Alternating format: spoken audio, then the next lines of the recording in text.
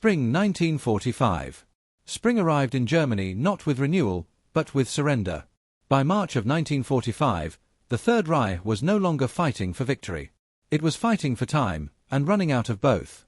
Allied armies were tearing open Germany from every direction, and in the south, one force moved with relentless speed and pressure, GeorgeSPatton's Third Army. Villages fell in hours. Cities surrendered in days. Roads clogged not with retreating columns, but with men walking toward captivity. By April alone, German forces were surrendering to American troops at an average rate of 50,000 men per day. Not militias. Not boys. These were seasoned Wehrmacht soldiers, men who had survived Normandy, North Africa, Italy, and the frozen hell of the Eastern Front. Veterans who had fought for years were now laying down their weapons in numbers so vast that American commanders struggled to comprehend them. This was not a battlefield collapse in the traditional sense. It was something deeper, something quieter, something final. Behind the rapidly advancing front lines, American intelligence officers established makeshift interrogation centers, converted schools, barns, factories, where captured German soldiers were questioned, documented, and processed. The purpose was practical: extract intelligence, identify units, locate defenses. But what emerged from these interrogations was something far more revealing. Not just information, but confession.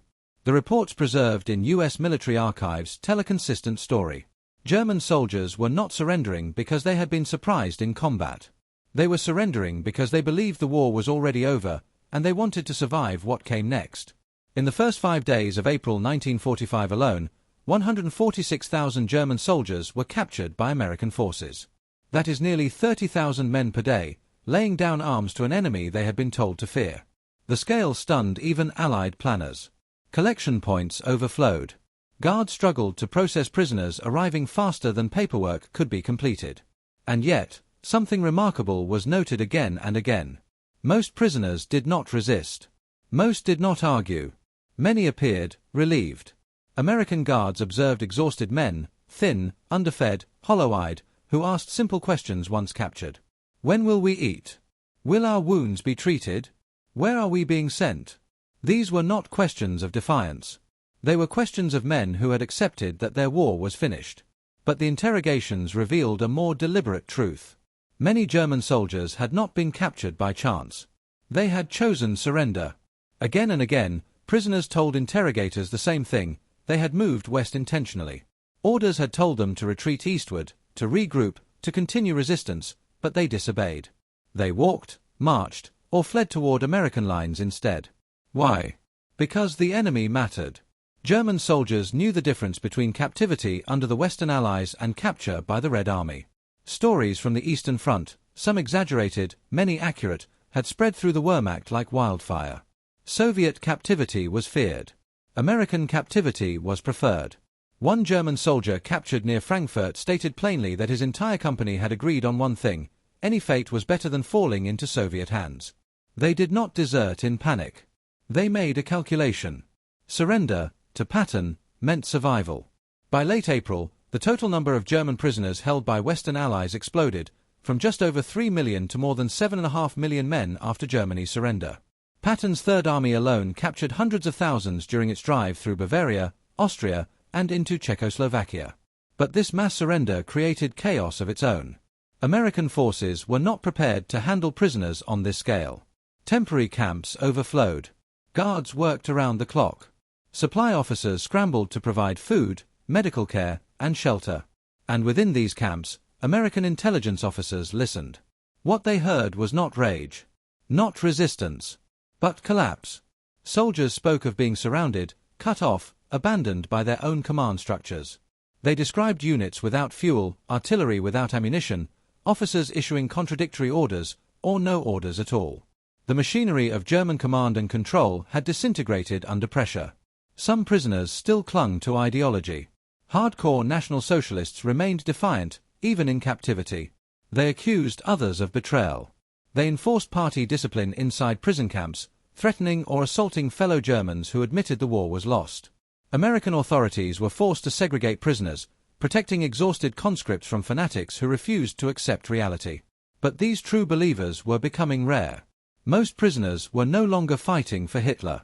They were fighting exhaustion, hunger, Fear of the future. Fear of what their own government had done, and what might be discovered. And running beneath every interrogation report, every testimony, every scribbled note, was a quiet understanding shared by captor and captive alike. Germany had not just lost the war. It had lost faith in itself. The Third Army's advance did not merely break German defenses, it shattered the illusion that resistance still mattered. Patton's relentless momentum gave German soldiers no space to reorganize, no pause to believe in miracle weapons or final stands. When surrender came, it did not come with speeches or flags. It came with men stepping out of forests.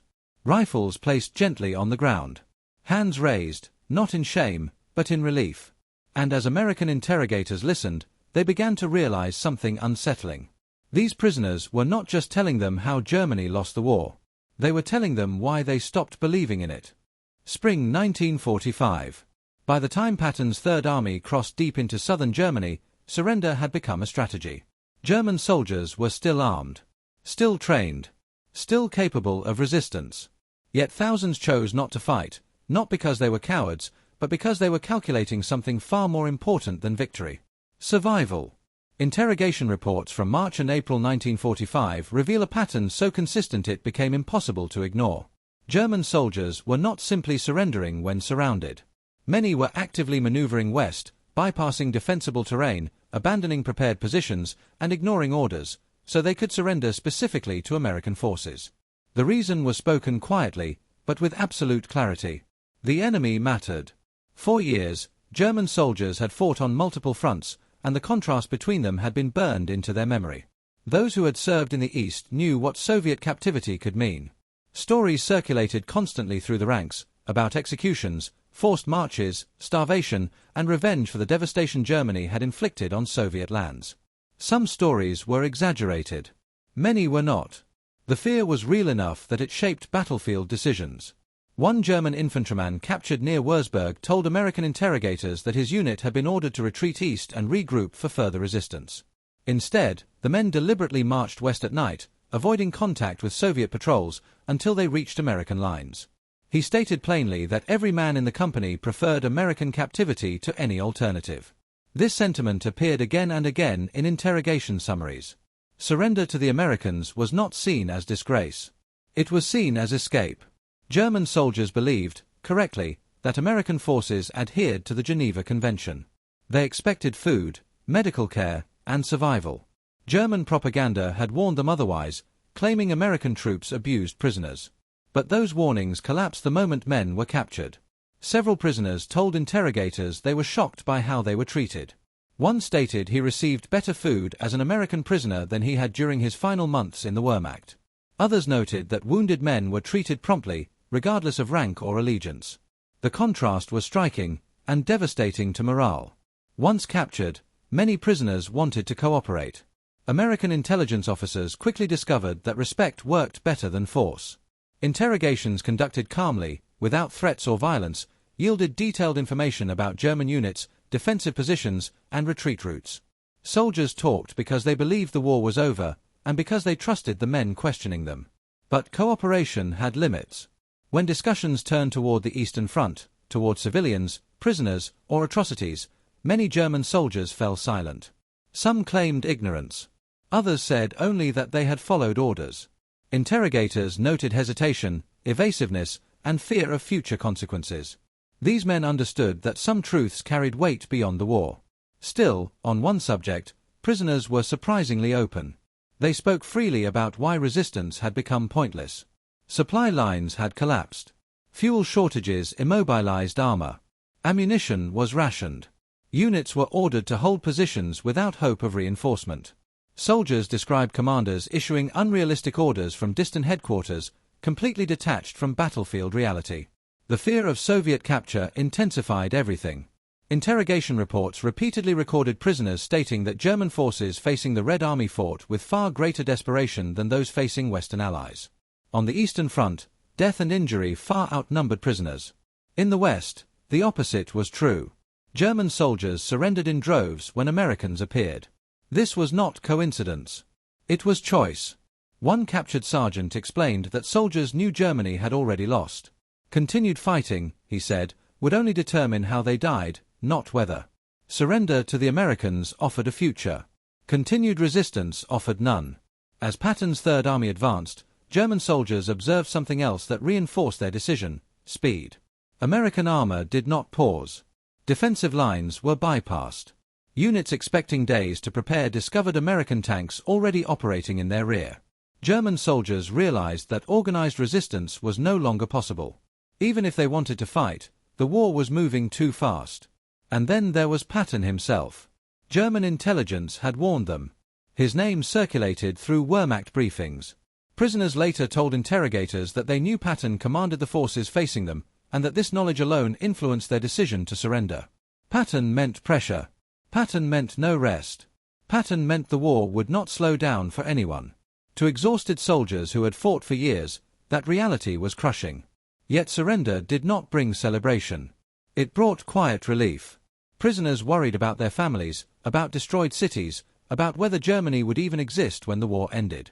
They asked when they would be released, when they might go home, whether their homes still stood. Their thoughts had shifted, from war to survival. The enemy they chose reflected that shift. American captivity represented order in chaos, predictability in collapse, a chance, however uncertain, to live beyond the ruins of the Reich. And as the interrogations continued, another truth emerged. German soldiers were not just surrendering to escape death. They were surrendering because they had lost faith in what they were fighting for. April 1945. Among the thousands of German prisoners taken by American forces in the final weeks of the war, one name surfaced again and again in interrogation rooms, POW camps, and intelligence summaries. Patton. Not shouted. Not cursed. Spoken quietly, sometimes with resentment, sometimes with respect, often with something closer to awe. German soldiers did not see GeorgeSPatton the way American newspapers did. They did not know him as a speechmaker or symbol. To them, Patton was movement, pressure, relentless advance. A commander who did not pause long enough for the enemy to recover. Several prisoners told American officers that Patton's army felt different from others they had faced. Not larger, not necessarily better equipped, but faster, unnervingly so. One Wehrmacht lieutenant captured near the Rhine described Patton's operations as disorienting. Defensive plans were rendered useless because American forces appeared where German commanders did not expect them to be. Roads thought secure were suddenly cut. Villages assumed to be rear areas were overrun without warning. It felt, the lieutenant said, as if he knew where we would go before we did. This perception was not accidental.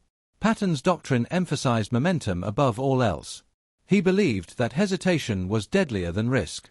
Orders were clear, aggressive, and simple: advance, bypass resistance, exploit weakness, keep moving. German prisoners quickly realized that surrendering to Patton's troops meant the front line would not linger nearby. The war would roll past them and leave them behind. For many, that was a relief.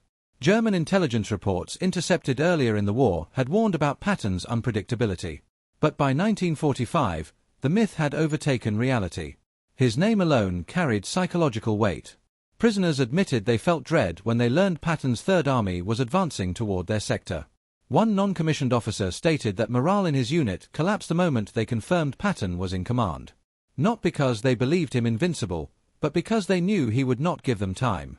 Time was what German units lacked most.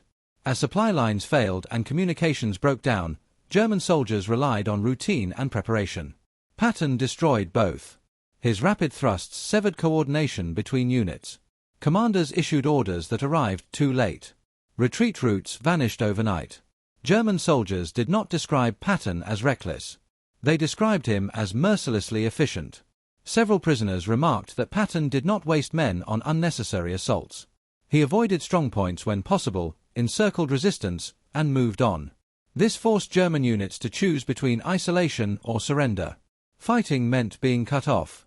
Waiting meant being surrounded. One prisoner summarized it bluntly: if Patton was coming, you could fight and die alone, or surrender and live. This calculus spread quickly. As rumors traveled faster than orders, German soldiers began to associate Patton with inevitability. His advance was not a battle to be won or lost. It was a force to endure or escape. Some prisoners, especially officers, expressed frustration.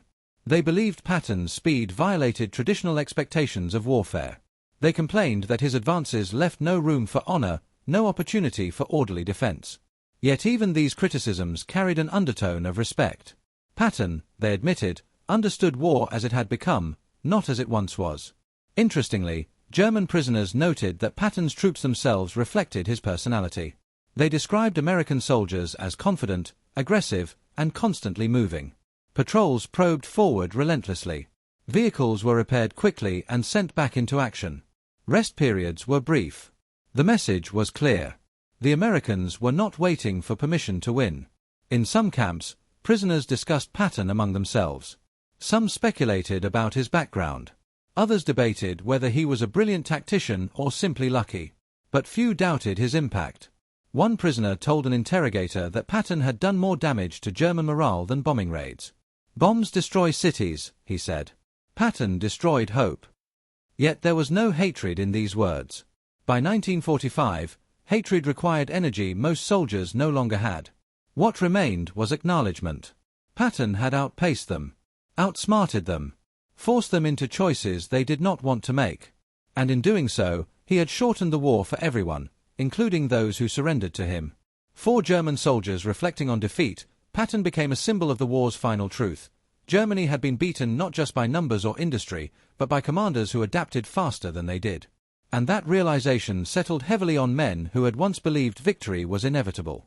The war was ending, not with a final stand, but with a relentless advance that left no room to believe anymore. May 1945.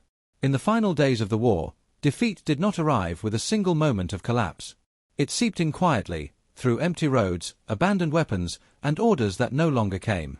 For the German soldiers who surrendered to Patton's Third Army, the end was not marked by dramatic battles, but by silence. By early May 1945, resistance in southern Germany had largely dissolved. Units melted away. Officers abandoned insignia.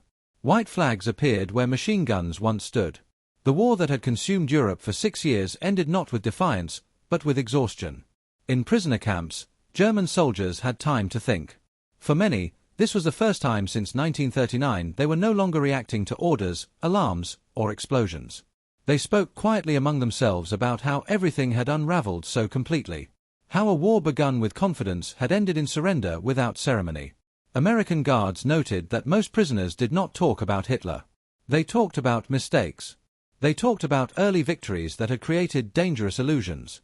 About how success in Poland and France had convinced them the war could be won through speed alone, without preparation for a prolonged conflict.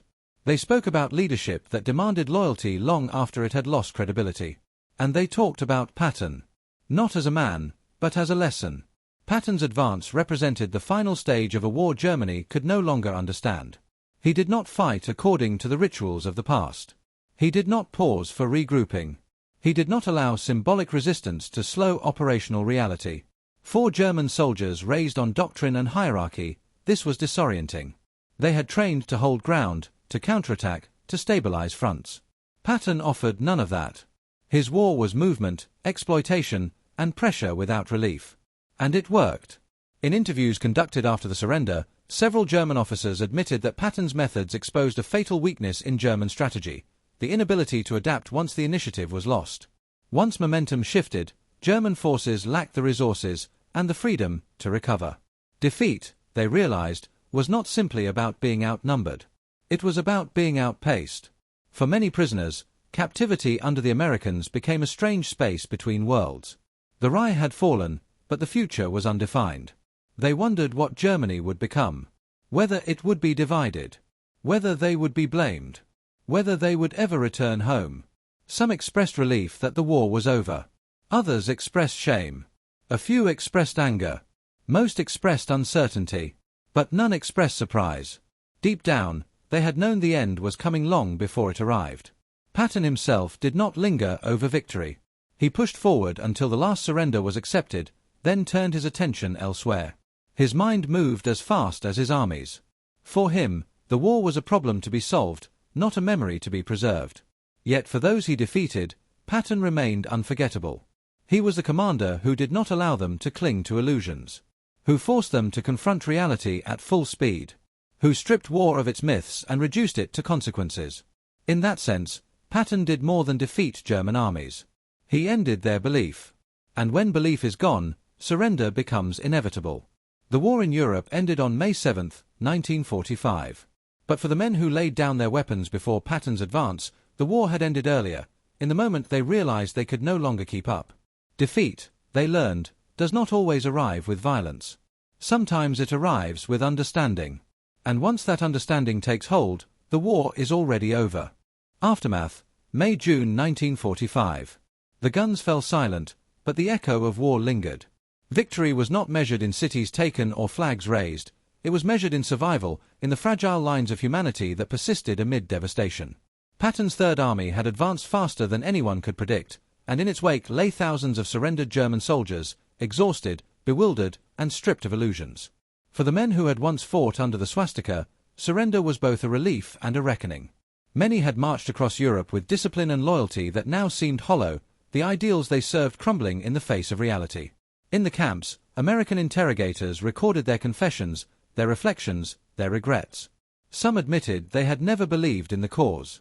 Others expressed shame, some clinging desperately to justifications born of obedience, fear, or survival.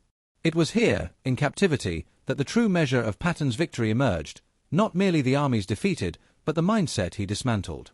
The German soldiers had preferred surrender to the Americans over the Soviets, knowing that a harsh, uncompromising enemy awaited in the East. In choosing survival over ideology, they revealed a truth Hitler could never anticipate. Fear does not guarantee loyalty, and obedience alone cannot forge an empire. But the lessons went deeper. Liberated concentration camps, encountered during the Third Army's advance, confronted German prisoners with horrors they could not deny. Some had remained ignorant, some had turned blind eyes, and a few had participated. The raw, undeniable evidence of atrocities shattered denial and forced introspection. Patton ensured that the liberations were documented and witnessed, an indelible record for history. The men who saw these atrocities, whether as prisoners or bystanders, could no longer claim innocence. The weight of truth became part of their surrender, a burden heavier than chains. Yet even amid destruction and despair, there were glimmers of future resilience. Many prisoners chose to cooperate with Allied authorities, learning English, improving skills, and preparing for the world they would face after Germany's collapse. These acts of adaptation underscored a central reality: survival is both physical and moral. Patton had defeated armies, but he had also illuminated the human capacity for adjustment, reflection, and reconstruction. The German command had failed not just through losses on the battlefield, but through collapse of trust, discipline, and morale. Officers and enlisted men alike admitted that they had continued fighting out of routine, fear, or incomplete understanding of the war's trajectory. By the time surrender was inevitable, the structures of command were hollow, leaving only individuals to navigate the consequences of decisions made above their heads. Patton's relentless pursuit, speed, and strategic acumen had exploited these fractures, ensuring that when surrender came, it was both total and uncontested. History remembers the Third Army's march not only in terms of territorial gains, but in its profound psychological impact on the enemy. Patton forced German soldiers to confront the futility of their cause, the fallibility of their leaders, and the inevitability of defeat. In doing so, he secured a victory that extended beyond the battlefield. It was a victory over ideology, illusion, and inertia. When the Reich fell on May 8, 1945, it was more than a nation that surrendered, it was a worldview. Patton had moved faster than thought, struck harder than anticipated, and left a mark on the soldiers who faced him that would endure long after the war ended. The stories recorded in interrogation reports, the lessons drawn from the camps, and the reflections of men who had seen both war and liberation serve as a reminder. The echoes of Patton's command reverberate not only through history, but through the consciousness of every soldier confronted by the inescapable force of reality. Victory, Patton knew, was temporary, but the legacy of leadership, speed, and unyielding resolve is permanent. History would remember the strategies, the battles, and the trophies, but it is the lessons etched in human experience that endure. The German soldiers surrendered, but the story they left behind, the story of collapse, reckoning, and adaptation, remains a testament to the unrelenting power of will, the inevitability of consequence, and the enduring shadow of one man's drive to win.